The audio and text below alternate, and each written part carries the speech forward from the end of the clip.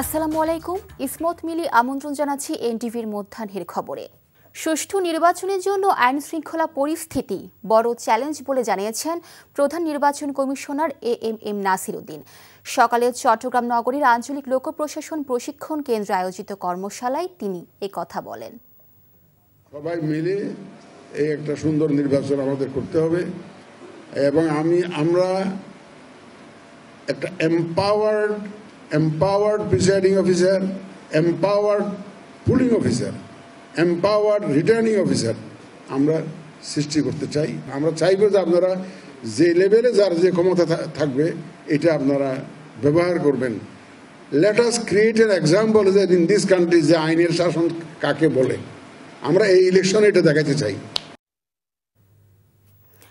ইসরায়েলিদের হাতে আটকের পর মুক্ত বাংলাদেশি প্রখ্যাত আলোকচিত্রী ও মানবাধিকার কর্মী শহীদুল আলম দেশে ফিরেছেন।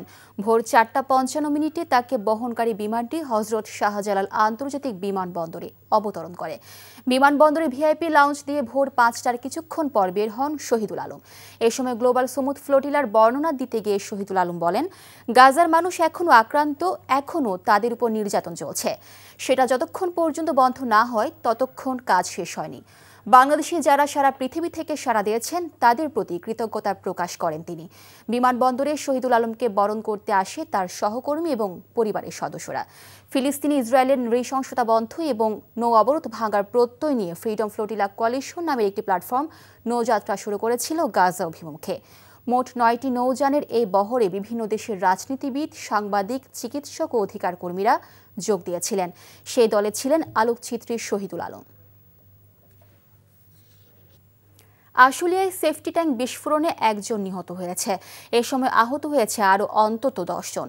পুলিশ জানায়, সকালে আশুলিয়ার ভাদাইল এলাকায় টিনশেড ওই বাড়িতে ভয়াবহভাবে সেফটি ট্যাঙ্ক বিস্ফোরণ ঘটে।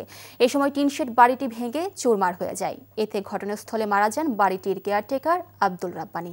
নারী, পুরুষ ও শিশুসহ আহত হয় অন্তত 10 জন। আহতদের সাভারের এনাম মেডিকেল সহ বিভিন্ন হাসপাতালে ভর্তি করা হয়েছে। গ্যাসের বিস্ফোরণে এই মারাত্মক দুর্ঘটনা ঘটেছে। তিস্তার উৎপত্তিস্থল ভারতের সিকিম সহ দেশটির নদী সংলগ্ন বিভিন্ন এলাকায় ভারী বৃষ্টিপাত হলে ভয়াবহ রূপ নেয় নদীটি। ফলে পানির ঢল ছড়তে থাকে ভাটিতে থাকা বাংলাদেশের দিকে। নদীটির এক পাশ দহগ্রাম দিয়ে দেশে প্রবেশ করেছে। ফলে তিস্তার পানি বেড়ে প্রথমে আছড়ে পড়ে সেখানে। ফলে এ সপ্তাহের শুরুতেই লণ্ডভণ্ড হয়ে গেছে সেখানকার অনেক অবকাঠামো। সর্বশেষ বন্যায় দহগ্রাম সহ জেলার বিভিন্ন এলাকায় ক্ষতিগ্রস্ত হয়েছে ফসল। লালমনিরহাট থেকে হায়দার আলী বাবুর পাঠানো রিপোর্ট। চারপাশে ভারতীয় সীমান্ত ঘেরা জনপদ দহগ্রাম ও আঙ্গরপোতা। 3 বিঘা করিডোরের মাধ্যমে দেশের মূল ভূখণ্ডে যুক্ত হয়েছে লালমনিরহাটের পাটগ্রাম উপজেলার এই ইউনিয়নটি। প্রতিবেশী দেশ থেকে আসা তিস্তা নদীর এক পাশ ওই এলাকাটি ছুঁয়ে প্রবেশ করেছে দেশে। ফলে মাঝে মধ্যে আকস্মিকভাবে আসা উজানের ঢলের প্রথম চাপ সহ্য করতে হয় দহগ্রামকে। প্রচণ্ড গতিতে আসা সেই ঢল এবারও যেন আছড়ে পড়েছিল দহগ্রাম ও আঙ্গরপোতায়। বানের পানি নেমে যাওয়ার পর ভেসে উঠেছে ক্ষতচিহ্ন। ছিন্ন ভিন্ন হয়ে গেছে এখানকার 2টি ব্রিজ, ভেসে গেছে একটি ব্রিজের সংযোগ সড়কের বেশ কিছু অংশ। পাকা সড়কের একাধিক স্থান ধসে গেছে, ভেঙে মাটিতে মিশে গেছে পাকা বাড়ি। ফলে সেখানকার বেশ কিছু এলাকার সড়ক যোগাযোগ কার্যত বিচ্ছিন্ন হয়ে চরম দুর্ভোগে পড়েছে মানুষ। 10 মিনিটের মধ্যে ভাঙচুর করে সব তন্ন বিচ্ছিন্ন করে দিল। বাড়ি ঘর দুয়ার রাস্তাঘাট অনেক ক্ষয়ক্ষতি হয়েছে। এরকম পানি আমরা জীবনে কোনোদিন দেখি নাই। প্রতি বছরে কোনো বছরও বাদ নাই যে ভাঙে না। সর্বশেষ বন্যায় দহগ্রাম সহ হাতীবান্ধা ও আদিতমারী উপজেলার প্রায় 1,500 মিটার পাকা সড়ক ও বিভিন্ন এলাকার কাঁচা রাস্তাও ক্ষতিগ্রস্ত হয়েছে বলে জানিয়েছে সংশ্লিষ্ট দপ্তর। এসব অবকাঠামো দ্রুত পুনর্নির্মাণের উদ্যোগের কথা জানিয়েছে স্থানীয় সরকার প্রকৌশল অধিদপ্তর। যেগুলো বেশি ক্ষতিগ্রস্ত হয়েছে সেগুলো দ্রুত প্রাক্কলন প্রেরণের জন্য উপজেলা প্রকৌশলীকে বলেছি। ওগুলো পাওয়া মাত্রই আমরা ঢাকায় পাঠিয়ে দেব এবং অনুমোদন পেলে সঙ্গে সঙ্গে আমরা কাজ শুরু করব। অবকাঠামোর পাশাপাশি ক্ষতি হয়েছে বিভিন্ন ফসলের।